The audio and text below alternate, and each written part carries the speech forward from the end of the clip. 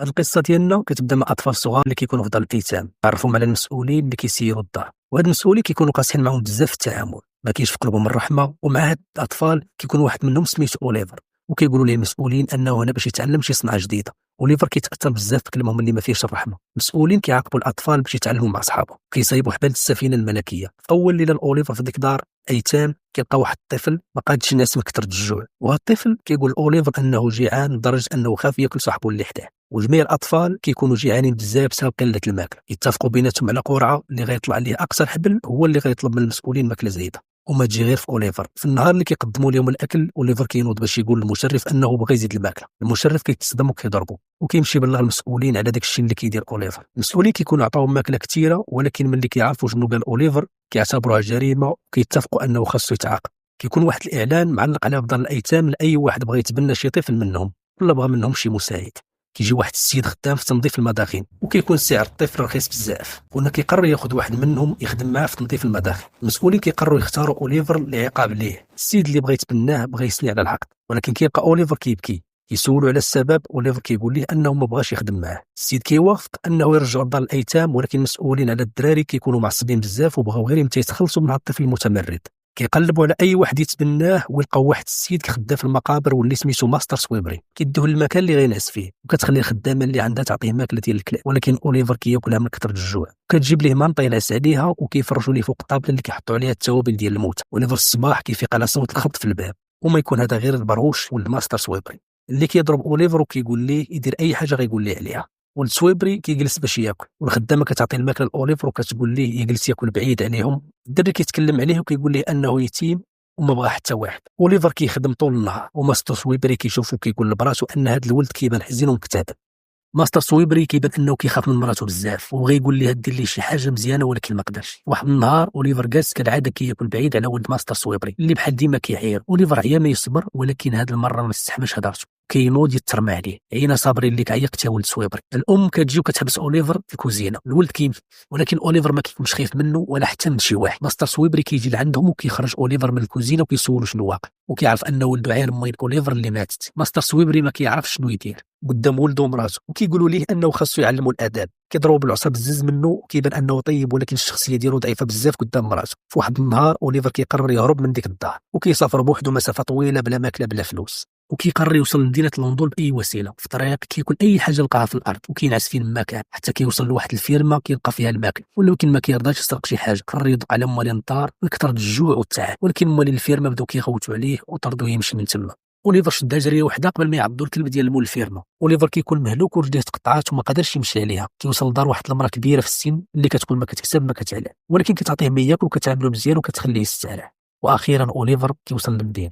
طاح ناس في الشارع من كثره العيا والتعب، ورجليه كيكونوا مجروحين وما قادرش يتمشى. كيشوف واحد الدري في نفس اللاج ديالو. الدري خلى مو كيتمشى مع اوليفر في السوق، وكيتعرفوا على بعضياتهم. وداك خونا كيكون سميتو جاك، كيسلم عليه بيده وكيسرق من السوق باليد الاخرى. كيعطي ليه الماكله يسرق، وكيعرف ان اوليفر يتيم وما عنده حتى شي واحد في حياته. كيديو معاهم للدار اللي كيكون فيها الدراري كثارين. كيسول واحد الدري منهم عليه، وجاك كيقول ليه انه دري مازال جديد. عرفوا ان جميع الاطفال اللي كاينين في ديك الدار بحال اوليفر. جاك كيطلع مع اوليفر لمول الدار واللي سميتو فيجن. فيجن كيستقبل اوليفر مزيان وكيتكلم معاه، وهذه كتكون اول مره شي حد كيتعامل كيعطيه ما ياكل. واوليفر كيشوف الاطفال كلهم هما فرحانين وكيتكلموا براحتهم. كيديو يجي معاه في الهضره بالليل وكيسولوا على الموهبه اللي عنده. كيعطيه كاس ديال الشراب، اوليفر كيعتبروا انه ما وكيشربوا كامل حتى شداتو التبويق.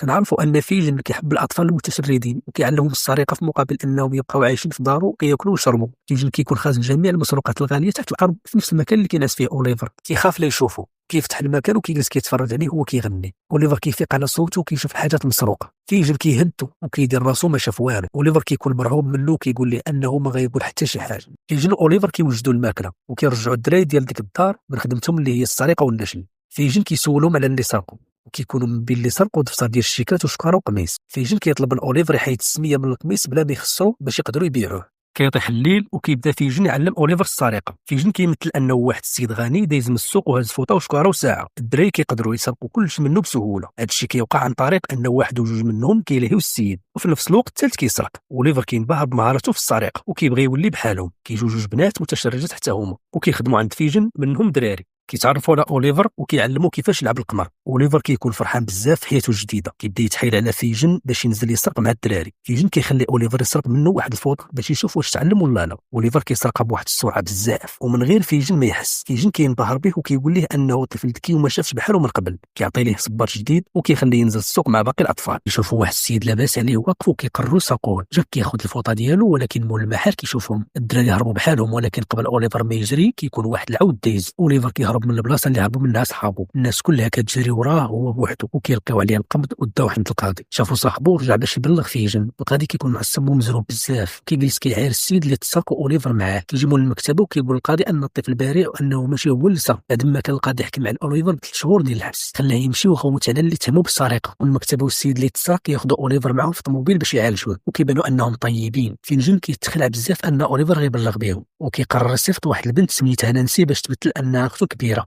قال لها الضابط ان ماستر براونو خداه معاه للدار، كيعطيها عنوان الدار اللي كيكون فيه ديال السيد اللي تهمو بالسرقه. اوليفر كيستريح وملي كيفيق كيلقى راسو في دار زوينه وكاينه واحد السيده جالسه حداه. ولكن اوليفر كان عيان بزاف وجا الدكتور دوز ليه وعطاه شي ادويه، وجميع الناس اللي في ديك الدار كيهتموا به. ماستر براونو كيحس انه هو طيب وبريء عكس صاحبو اللي كيقول ليه انه خيب ظنوا فيه. ولكن برونو كيحب اوليفر وكيبغي يثق فيه، كيخليه ينعس مزيان، كيسولو واش بغى يخدم يالف كتاب اللي يكبر. لكن اوليفر كيقول ليه انه باغي يقرا الكتب اكثر. السيد اللي كيخدم مع فيجن سميتو بيل كيراقب الدار اللي فيها اوليفر مع نانسي. اوليفر كيخرج من الدار ولكن بيل ما كيقدرش يشدو. اوليفر كيخرج مره اخرى بعد ما كيقرر ماستر براونو يختبروا واش انه ثقه، وكيصيفطوا للسوق باش يشري واحد الكتاب. صاحب ماستر براونو كيراقب وكيقول ان اوليفر ما يرجعش ثاني. نانسي كدير راسها قدام الناس انها واخيرا لقات خوها، كيقبل يكمل مع هذيك التمثيليه وكيقول لها انه ما كيثيقش فيها. اوليفر كيحاول يهرب وكيقول لها انه ماشي من عائلتها، ولكن حتى واحد ما كيتيقوا وكيقدروا يديوه معاهم. اوليفر كيرجع ثاني لدار المتشردين وكيهضروا ليه على شكلو اللبس اللي لابس وكياخذوا ليه كلشي اللي عنده. اوليفر كيحاول يهرب منهم ولكن بيل كيبغي يطلق عليه الكلب ديالو باش يشدوه، ولكن نانسي كتفيقو حيت كتكون عارفه ان الكلب يقدر يقتلو. بيل كيضربها وكيخرجها بزز منها. فيجن كيجري مع الدراري ورا اوليفر، كيقدروا يشدوه وكيحيدوا ليه جميع الفلوس اللي هز معاه. فيجن كيعاتب اوليفر حيت نكر الجميل. اوليفر كيكون مكتئب وحزين. نانسي كديهم لواحد البلاصه كيمشيو عند واحد الدار اللي كيقولوا انهم ناويين يديروا فيها شي حاجه معلقه بالسرقه. كيوجدوا المسدسات وكيمشيو لدار ماستر براونو باش يسرقوه. كيخليو اوليفر يدخل من الشباك بزز منه باش يفتح لهم الباب، ولكن ماستر براونو كيسمعهم وكيشوف اوليفر وكيجري عليه. ولكن بيل كيضرب اوليفر بالمسدس وكتجي القرطاسه في كتفو. كياخذوه وكيهربوا بسرعه، ولكن بيل اللي كيكون غليظ كيزلق وكيطيح في البحر. ما بغاش يعاونو ورفض. هرب هو اوليفر اللي كان كينزف بزاف. وصلوا للدار فيجن اللي حاول يعالجو وعطاه شرب كحول. بيل رجع لدارو من بعد ما طاح في الماء، كان عيان بزاف وبقى ناعس في الفراش لمده طويله. وصا فيجن يخبروا اول ما يفيق اوليفر. الدراري قرروا يديروا ليه شي حاجه في الدواء باش يلعسوه. نانسي خدات منه الفلوس اللي كان شفر من عند براونو ومشات للدار ولكن ما لقاتوش. قالت للخدامه تبلغ ماستر براونو انها بغات تلاقاه بالليل. بصح كانت باقا في الدرع ديال اوليفر وفيجن حاول يعالجه وهو خايف عليه بزاف. اوليفر شكرو وقال ليه عمرو ما ينسى ليه هذا الخير. فيجن بقى راد معاه البال حتى ولا شويه. كانت نانسي وفيجن حاضرين تقريبا فاش وسط النص ديال الليل. نانسي حاولت تخرج ولكن بيل ما خلاهاش وحبسها وما قدرتش تمشي عند براونو. قررت تحاول مره اخرى باش تمشي. فيجن شك فيها انها باغا دير شي حاجه من وراهم وطلب من جاك يبقى مراقبها. براونو بقى كيتسنى نانسي كل نهار مع الليل حتى قدرت تلاقاه. قالت ليه على البلاصه اللي فيها اوليفر ولكن جاك كان كيتصنت عليها. مشى على فينجن وبيل اللي تعصبوا بزاف من نانسي. جمعوا الدراري الصغار كواجههم وهربوا قبل ما يجيو البوليس. نانسي ما جبدات سميت بيل نهائيا. بيل وصل للدار وضرب نانسي حتى بدات كتنزف. واحد النهار فقت صاحبتها ملي ما لقاتهاش عيطات عليها كيف العاده وحلات الباب. وانا عارفوا بلي نانسي ماتت. اخبار انتشرت في الجرائد كلها. بدا البحث على فينجن اللي خطف اوليفر تويست. اخبار وصلت حتى على بيل. طول الاوصاف ديالو راجل محكي بيض اللي قتل السيده بلا حتى شي سبب. بيل قرر يتخلص من الكلب ديالو اللي كان هو الدليل الوحيد عليه واللي بين ان نانسي ما دارش سميتو. قرر يغرق الكلب في الماء ويلوي عليه الحديد الثقيل قبل ما يربطو. الكلب حس بالخطر وهرب منه. بيل رجع للدار عند فينجن والدراري اللي ما بغاوش معاهم حيت هو السبب اللي خلى البوليس يقلبوا عليه اكثر من اي واحد. جاك اللي كان هو سبب الفتنه حس بالذنب انه هو السبب في موت نانسي. اول ما شاف بيل ضربو وزيدوا سمع صوت الكلب ديال بيل اللي كانوا البوليس لقاوه وجاو تابعينه حتى وصلوا للدار.